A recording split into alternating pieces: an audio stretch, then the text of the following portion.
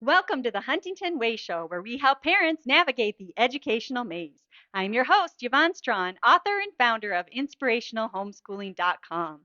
Today's guest is Braxton Rogers. He is a road schooling student, so went from homeschooling at home to schooling on the road. And he's had some great experiences and new opportunities that have come to him in the last few years. So, we're also going to talk about cultivating gifts. Before we get started, I want to thank our sponsors, Inspirational Homeschooling and the Huntington Learning Center, for bringing this show to you. You're listening on Power Talk 1040 AM, 98.5 FM, and 95.7 FM. Please like and subscribe to Power Talk 1040 on YouTube. Welcome to the show, Braxton. Hey, it's good to be here. Hey, great to have you here. I think the audience is just going to love what you have to share. I hope so. Yeah, how long have you been homeschooled? Well, I started out in kindergarten, and I'm going into the 11th grade. Wow. Yeah, so homeschooled your whole life. Yes, ma'am, pretty much. What was it like at the beginning? It was. I'm not really sure how it was. I was a little young for that to really remember how it all went. But I remember it was pretty nice because I had a lot of anxiety with because my dad is uh, was military at the time, and I had a lot of anxiety of him being gone, and that's really why we transitioned into homeschooling from public school because I had a lot of anxiety when I was away, and also at home, and just like him being gone, and so like being home really helped my anxiety, and just like being there with my family, it really gave me a good deal of comfort, and so that's why we transitioned it to homeschooling, and it just stuck. Yeah. So were you in the United States when you homeschooled your military family? Actually, no, we were in Germany. Lived in Germany for 4 years. We moved there when I was about to turn 3, and we started. I started in preschool in a public school, and then we started in kindergarten for homeschool. Wow, it's great. Mhm. So, as you moved back to the United States, what did your homeschool day look like? It was pretty regimented. We had like planned out. I'd get up in the morning and I had subjects that I had planned out in the morning. And then throughout the week, I had co-op and taekwondo planned out through the week, and I just had certain extracurricular activities that I do throughout the week. And it's pretty strict, Yeah. somewhat. Okay. So, what changed and when did that happen? So the curriculum that we used was pretty much still the same. We changed some of my subjects to online instead of like physical book work, because when you're moving into like an RV or travel trailer, you want less stuff because it takes up the space that you really actually need for more essential things. And the regimen pretty much went away, and we it was more relaxed, and really whenever we could get around to it, and we focused more on experiences, and learning through doing things, and we went to like national parks and museums and historical sites to learn things rather than just learning it and reading it from a book. We're actually going and experiencing these things. Oh, yeah. So, do you feel like as you experienced life on the road, uh, did you feel like more of that stuck or just really hit home? Oh yeah, absolutely, because like it's amazing to actually be at these places instead of just reading about them, and then also you have memories to help you remember things, and it's like you're you're touching them, you're seeing them, and you remember them because you're seeing them, and you have it in your memory. Yeah. So, homeschooling on the road, what did you do when you were traveling? I mean, in the car. Well, I started to do like work in the car, trying to do my math work, because we still had books at the time when we were first going on the road, and that didn't really work out for me because I'm my brain is everywhere. It's like when I see things going out the window, I'm like focused, and I couldn't focus on my book work and like bumpy roads, and it's like my handwriting is going all over the place, and so it's like we really focus like we do audiobooks, and we'll listen to audiobooks and like fiction and like uh, all sorts of different audiobooks. So that's pretty much how we do that. Okay. So if you have audiobooks, Hmm. um, are there some, did you do mostly like literature that way, or was there other types of learning as well? A little bit of it all. I mean, we've done like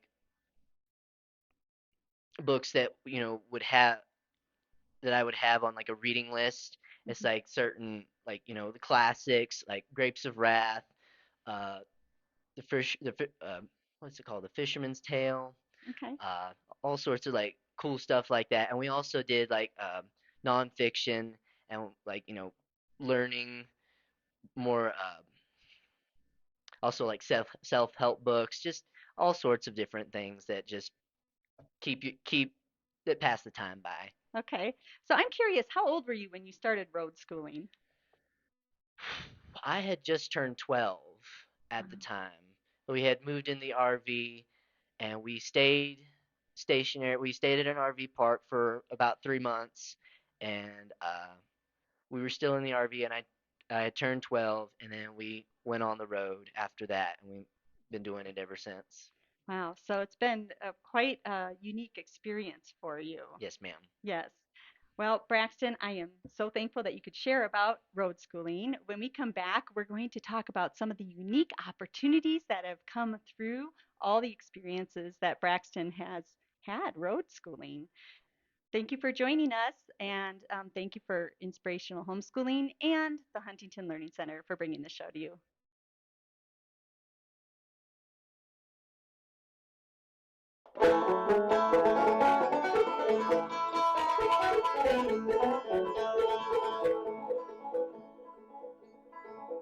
I'm looking at stars at night, wishing you're right here by my side. And I'm wondering where you are, 'cause you're never really far from my mind. And I'm hoping you're not far from me, but a little distance seems from sea to sea. So I wrote this little song to show you how I feel when you're gone. 'Cause I miss you to the moon, when gone my heart's an empty room. And when you've gone away, the shadow of your memory will stay. And until you're by my side, from all times and nights and noon, I'll miss you to the moon. Ooh.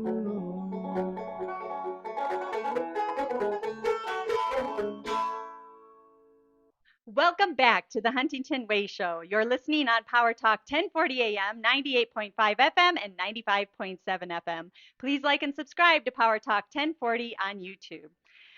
I'm your host, Yvonne Strachan, and I'm here with Braxton Rogers. We are talking about the unique opportunities he has had through road schooling and cultivating his gifts. This show is brought to you by Inspirational Homeschooling and the Huntington Learning Center. Braxton, I am curious, what opportunities have come to you through road schooling? Well, all sorts of opportunities, Miss Yvonne. Been it's been amazing. Overall, it's just been a great opportunity to get to know God better and to learn to trust in Him and to s- learn how He works and to understand how He works and to or grow our relationship with Him. And another opportunity, it's been a great opportunity to pursue my passion for music.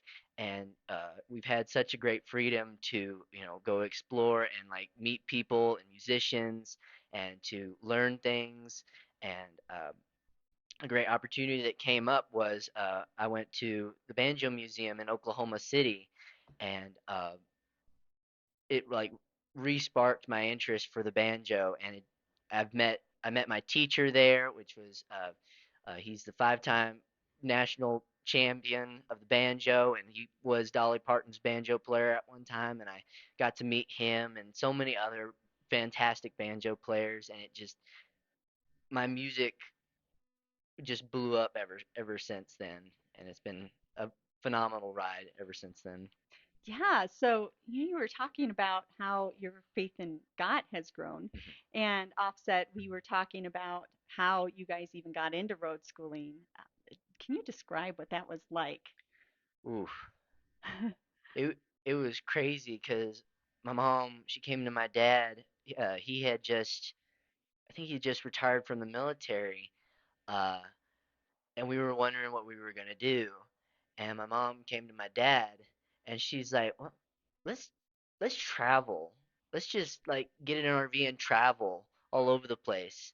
And at first, my dad's like, no, not yet. And then a year later, he comes back and he's watched all these YouTube channels of like people that actually do what like what we do, and he's like, "No, let's try it." And so like we started to sell everything, and then everything just started falling into place after that. And then, like we sold our house pretty easily. We got rid of things, and we were able to find a place to store the things that we still had, and we got an RV easily, and everything just it was like it was planned. It's like God just put that into place and put that idea in my mom's mind and had my dad go along with it, and it all fell into place, and it just Boy, that had to be a big leap of faith to take that step. I mean, you had, uh, been living here in Colorado for 5 years at that yes, point, ma'am. and have had a bunch of people that you were friends with, and your school was going great. Everything was just, fine at that point. And so just taking that step must have been very difficult and, really took a big leap of faith. How did Absolutely. that feel for you? Did you feel like kind of scared and worried or excited or maybe a mixture? It was a little bit of a mixture. I was pretty excited for something new. I was excited because like I've always been a traveler. I've had that traveling brain. It's like I like to see new things. I like new things. I just like to try and I like to experience things. And so I was pretty excited about that. I was pretty sad, I got to, we had such a community here, and we were leaving that, but yet I was still excited to see what God has had in store for us, and just because it was a leap of faith, and because it was just it all went so smoothly to get to that point, and so it couldn't have been anything else but God. So just see how that was going. Yeah, so that I'm sure solidified some of your faith. Now, let's kind of switch gears. And the Alrighty. other part that you talked about was, all the opportunities that have come up since and how God has blessed you and the people that you have met. So, can you walk us through that journey and how you got into the banjo and your interests and then how that just flourished and then what you're doing today? Yeah, well, that's a little bit of a long long-winded story, but It's like great. we'll see what happens. Let me get into it. So my grandpa really introduced me to the bluegrass and the style and old country and the banjo, and like we were watching old shows like Hee Haw and the Beverly Hillbillies and the Andy Griffith Show, and it just like I saw the banjo and I see this like fun, playful instrument. It's like I want to try that. I want to try that. And like, we'll see what, like, so I started begging my parents for one, and my mom's like, no, banjos are expensive. Banjos are more expensive than guitars. It's like let's wait a little bit because like my brain is always all over the place, and like I can't just seem to focus on one thing. So she wanted to make sure I was interested in it. 3 years later, uh, for my 13th birthday, they got me a banjo because we were on the road. Before, uh, I was gonna get a car when we were stationary because like get something to fix up till I was 16 so I could drive it. But but since we were on the road, my parents got me a banjo instead because I had been begging ever since I was 10. And so I got a banjo and I started learning from books and YouTube, and just I was obsessed with it. I was in it, and I was like, "Oh my gosh, I've got a banjo in my head or my hand finally."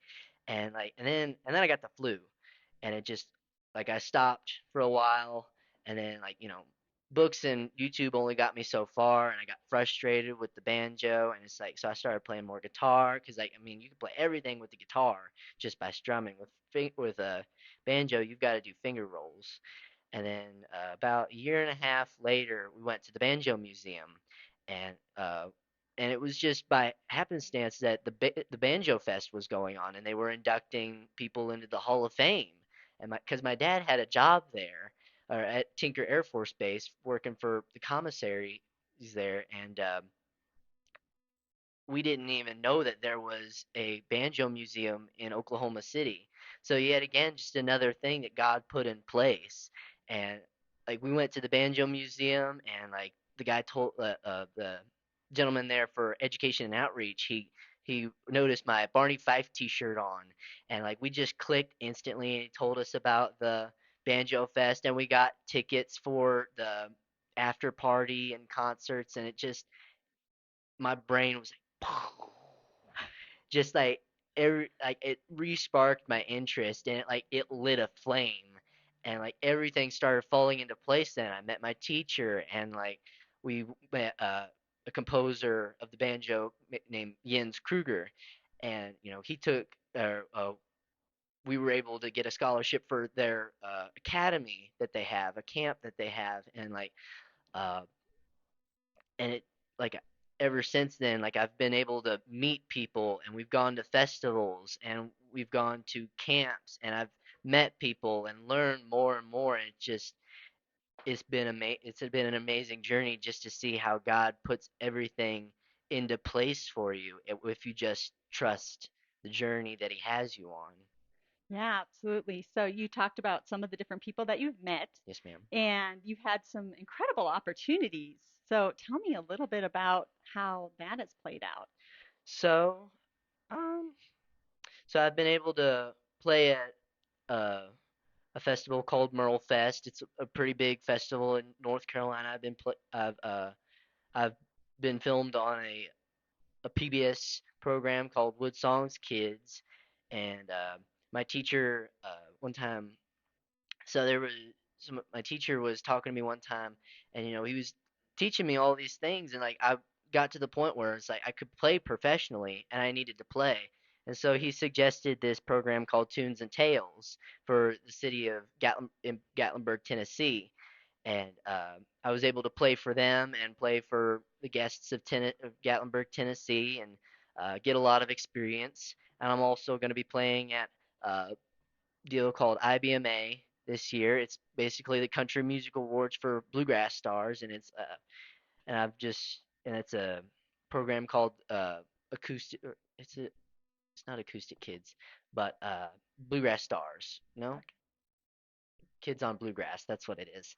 Okay. Um, but it's just like so many doors have opened up and places for me to play, and just places for me to experience and get playing experience, and it's been amazing. Okay. So you've had a scholarship, yes, Yes, to ma'am. and how did that come about? So I got a scholarship for the Kruger Academy, which is just it's a camp it's like a weekend camp with the Kruger brothers, which is a band, and they're from Switzerland, uh, and they are just phenomenal composers. And after the Banjo Fest, we went down to Texas to the Bloomin' Bluegrass Festival, and we saw them there. And my mom had been researching their the Kruger brothers, and she saw their camp, and we asked Mr. Jens, the banjo player, uh, if they still had openings for it. And Mr. Jens, he's like, well, we might have a scholarship for you. And so he said all we had to do was just write an essay to him and about my musical journey. And so we did that, and he's like, you got the scholarship. Oh, that's And so awesome. we got that. And I've also been able to get scholarships for other camps, and it's been pretty awesome. Oh, awesome. So it changed it now into where you get paid for your music. Yes, ma'am. So share a little bit about that, but also where people can listen to you Right. and discover you. Well, I will be playing for Tunes and Tales in Gatlinburg, Tennessee for the fall and winter sessions, and I'll be playing Fridays and Saturdays. Like I said, I'll also be playing at IBMA for Kids on Bluegrass program, and that's going to be, I wrote that down. Let me see that. That's going to be the 29th or the 30th of September in Raleigh, North Carolina. You can find me on YouTube and Facebook and Instagram. Just click in Braxton Rogers or Braxton Rogers Banjo. I've also got a single out on all your favorite streaming platforms: Spotify, Apple Music, Amazon. It's called Miss You to the Moon, or you click in Braxton Rogers. And I'm also trying to come up with some other things for y'all to listen to, try to come up with an album if I can ever get my brain to work. Sounds wonderful. Well, Braxton, thank you for sharing about your homeschool experiences and how you've grown those gifts, how your parents have supported you along the way. Thank you, and thanks for the sponsors that are bringing the show to you, Inspirational Homeschooling and the Huntington Learning Center. And we'll um, come back soon. Thank you for joining us.